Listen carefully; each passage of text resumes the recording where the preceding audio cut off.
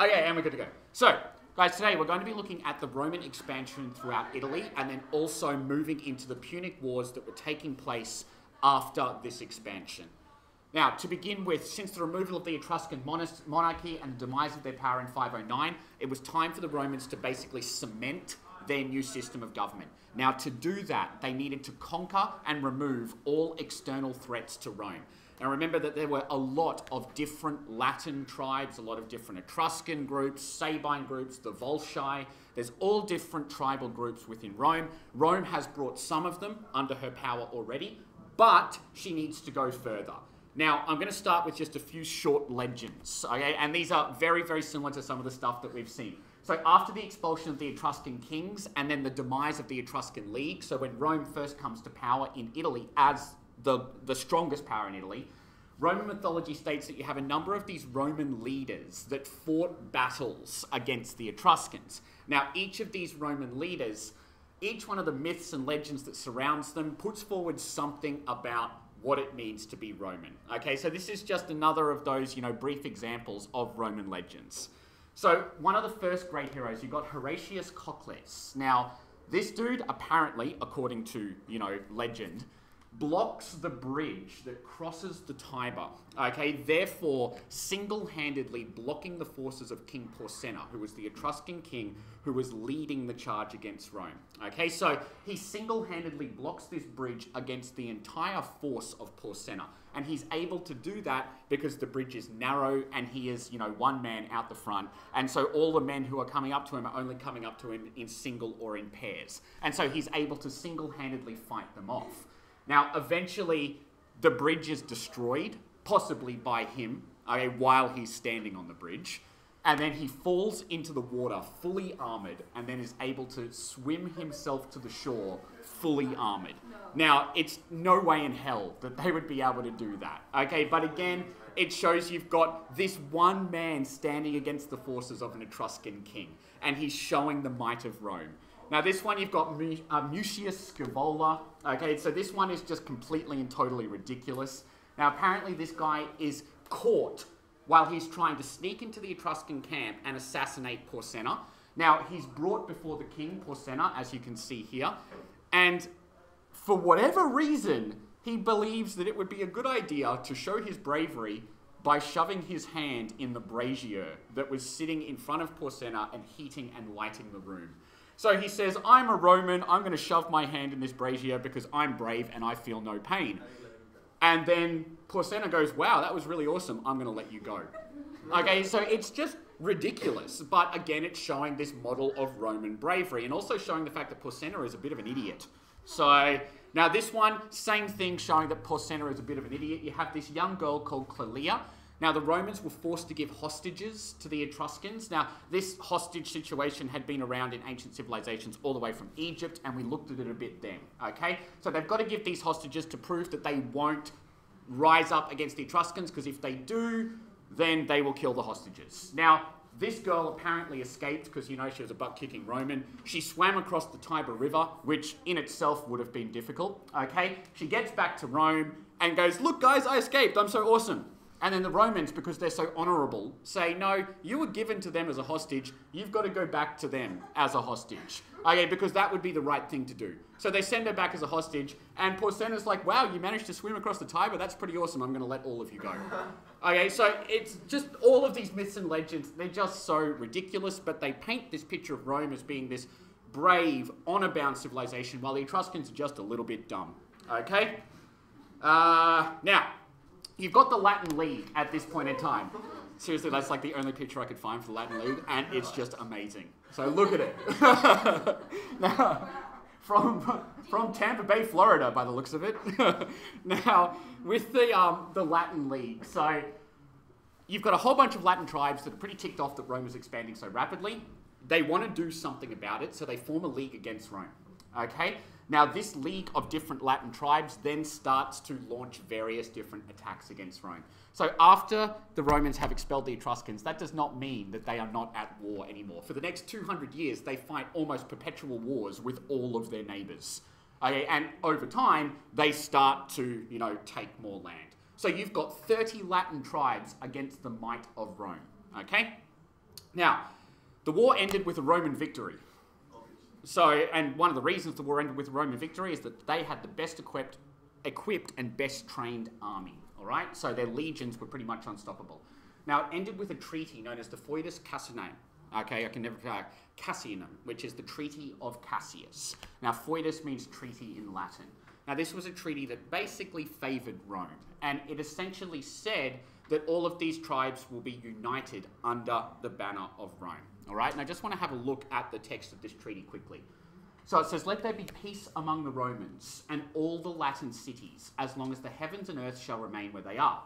Let them neither make war upon one another themselves, nor bring in foreign enemies, nor grant a safe passage to those who shall make war upon either.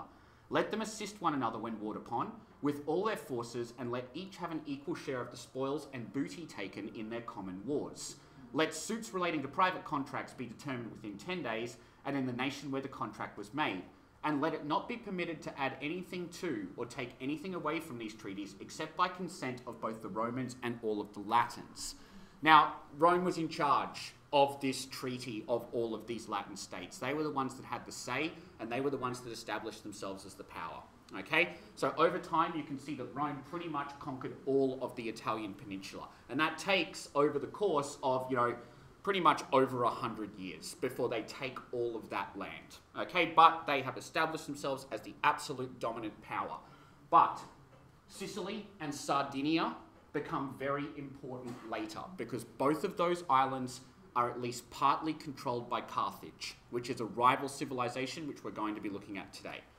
Now, as the Romans would take areas of land, they would break them up into two different categories. So to begin with, you had the municipae and you had the colonnae. Now, municipae were established settlements that the Romans had conquered. Okay, so it might be a town, it might be a city, it might be a village. It was already there and it had been conquered by the Romans. Now, the service that would be required from the citizens in a municipae is that they would have to provide troops for the army, they would have to be under all Roman laws and things like that. Now, they would be given the rights and privileges of a Roman. To begin with, some of them would be granted citizenship, okay, and over time, more of them would be granted citizenship. Roman citizenship was a really powerful tool for these people. They wanted Roman citizenship because it gave them the rights of Rome. Now, one of the ways that you could prove your allegiance to Rome was to join the legions. So they must provide soldiers in a time of war, and if you served in the legions for 25 years, automatic citizenship in Rome. Long time to serve in the legions, but 25 years as an auxiliary in the legion and you would gain automatic citizenship. So that was a very enticing thing for many of these people. Now also, they tied Latins to Romans through marriage and also through trade and also a little bit of politics. So these municipae, they slowly become Roman. They lose their cultural heritage of whatever it was and they become Roman. Now, colonnae were actually new settlements that were established with surplus Roman population. So they would say this is an excellent area for a colony, usually due to trade, and they would send people to go and establish a new town or city in that area. Okay, now the citizens who went on these trips, they received full citizenship rights. It was kind of like a reward for going and establishing a new colony. So it was very hard work. A lot of the time these colonies failed and people died in them. Okay, so you were granted full citizenship rights if you went on one of these expeditions to establish a colony. Now, they were pretty much military outposts or trading outposts, and the Latin colonies over time just become really similar to the municipae because they have that Latin heritage in them. Okay, so you've got two different ways that they're controlling their conquered territory. Now, this strategy of divide and conquer was absolutely brilliant. Okay, it's the way the Romans essentially split up Italy and then conquered all of it. So they would divide their enemies one by one. So instead of fighting massive wars against all combined tribes, they would try to fight singular wars against singular tribal groups to begin with. Okay, so that meant that they weren't overextending themselves. Now, instead of killing everyone and moving on, which was pretty much the standard ancient way of waging war, they would instead incorporate the people into Rome. This is how Rome became so powerful, because they incorporated all of these people that they conquered and they made them Roman. And the way they made them Roman was by promising them citizenship, because that's what these people wanted. So there's no better way to gain more power than making these people part of your society. So over the course of the next 200 to 300 years, Rome pretty much fights perpetual wars to take over the entirety of Italy. So by the end of the 3rd century BC, Romans are the dominant power in the region. They have conquered all of the Latin tribes. They have conquered the Gauls in France, okay? They haven't actually extended up to France yet. They have just fended off Gallic invasions into Italy. They've conquered the Etruscans and they've conquered the Greeks in the south. So from this point onwards, they have gone from a small collection of villages to a really powerful confederacy of all different tribal groups. And over time, those tribal groups become Roman. Now, these phases of Roman expansion, I'm not going to run through this in any massive detail, but essentially you've got 4 major phases, and over that time you can see from 509 up to 290 BC, they are essentially fighting perpetual war with their neighbours. Now, this wasn't, every day they were fighting. It just meant that there was some kind of conflict happening in Italy from 509 BC up until around about 265 BC, okay? So this was a time of great conflict for a fledgling city that had just been established. Now, one of the biggest significance of this entire period was the reorganization of the army. Now, Rome still did not have a standing army. They don't have a standing army until a lot further down the track. But they're starting to develop that. Okay, so they're starting to require service in the army from all people under the Roman banner. Okay, now that service is obviously people, if you're a farmer, you would put down your farming implements, you would get what weapons you could put together, and you would be part of this legion. Okay, but that was pretty inefficient. If you're just lumping everyone in together, it is not a good way to establish a strong army. So they reformed it into the way the Roman army would stay until the Marian reforms, which take place in 107 BC. And that's when Rome first gets a truly, utterly professional army. Okay? Now, they reorganized things into what were known as maniples. Now, this is a tactical unit that they adopted from the Samnites. So they saw how the Samnites were fighting and they said, that's a great idea, we are going to adopt that. And then it also became the name of the military standard that all Roman legions would carry. Now, if you had your standard stolen, it was like an absolute and utter shame. There were Roman commanders who committed suicide because their standard had been stolen. So that was something so important to the legions. Now, the biggest way that they reorganized everything here was that they restructured the phalanx. So to begin with, the Romans were simply using the same basic phalanx that the Greeks had used, centuries before them. There had been little development at all. Now, what the Romans did is that they divided the phalanx into experience. So right at the very front, you've got the youngest, crappiest soldiers. So these guys are pretty much the first to die. Now, when you're thinking about that, why would you put your crappiest soldiers at the front at the start of a battle? Because you don't want the best, like the ones that survive. Well, you're not deliberately trying to kill these guys. You're not like throwing them out the front and just saying, go and die, we don't like you. Okay, but there's a really distinct reason why they're putting the weak ones at the front to begin with. As padding for the rest of their army? Kind of, yeah? When it sort of display like a really bad army to the other side so they wouldn't fight as well? Yeah, not so much, because they don't want anyone else to think that they've got a bad army. So, Lily? To like tire them out and the weak ones? Yes. At the beginning of the battle, you've got some of the hardest and most, violent fighting. Now, if you put your weak troops at the front, sure, they might give a little bit of ground at the beginning of the battle, but then as soon as they start to give that ground, you bring up your more experienced fighters from the rear, and they're like shock troops. Okay, so the way a Roman legion was established, these people at the front, the hastati, after a small amount of fighting, when they would start to inevitably give ground because they weren't the best trained, they were new recruits, they would simply step to the side and step back. And then the people behind them, the principe, would then step up and they would be the medium experienced soldiers. So they would have some veteran experience in battle. Now, of course, what that would mean is that they are immediately stronger than the people who were serving to begin with. And they are supposed to shock the enemy and start pushing them back. Now, if it comes to it, you also have the triarii right at the very back, who are the grizzled war veterans. Okay, these are the guys who, like, you know, have all lost an eye or a few fingers, and they talk like this, and they have flashbacks to their days in Nam. Okay, and you know, these are the guys who have fought multiple campaigns. Now, if they are called up to the front, it means the battle's going pretty badly, and their job is to fix it. Okay, so to put it really briefly, this is how it's essentially broken up. Okay, you've got the Hastati at the front, you have the Princess behind them, and then you have the Triari at the rear.